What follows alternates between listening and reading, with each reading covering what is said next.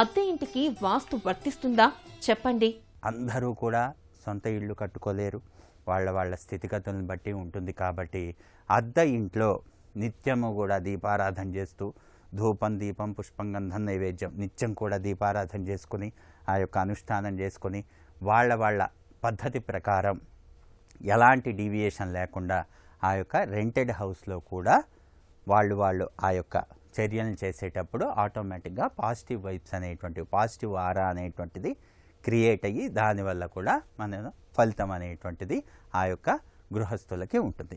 ఇక్కడ వాస్తు దోషము అన్నారు. అంటే వాస్తు దోషము అనేటువంటిది కొన్ని సందర్భాల్లో ఇంటి దొంగని ఈశ్వరుడైనా పట్టలేడు కదా, అలాగే ఒక ఇంట్లో వాస్తు దోషం అంతా బాగానే ఉంటుంది, అంతా చూడటానికంతా కూడా ఎలాంటి వాస్తు దోషం లేదన్నట్లుగానే అనిపిస్తుంది.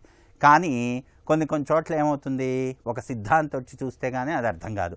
ఎక్కడో ఏకస్థితిలో మర్మస్థానంలో కాలం వచ్చి ఉంటుంది, అది వీళ్ళు కనుక్కోలేరు, ఒక సిద్ధాంతి కనుక్కోగలడు.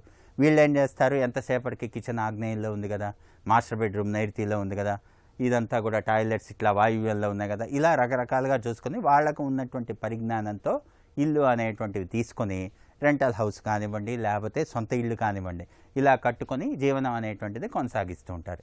ఏదైనా వాస్తు దోషం ఉన్నప్పుడు ఆ ఇంట్లో ఉండే వాళ్ళకే అది వర్తిస్తుంది, ఇంటి యజమానికి వర్తించదు. ఇప్పుడు ఒక అగ్గిపుల్ల వెలిగిచ్చేసి మనం వేలు పెట్టామనుకోండి ఏమవుతుంది, మనకే కాలుతుంది.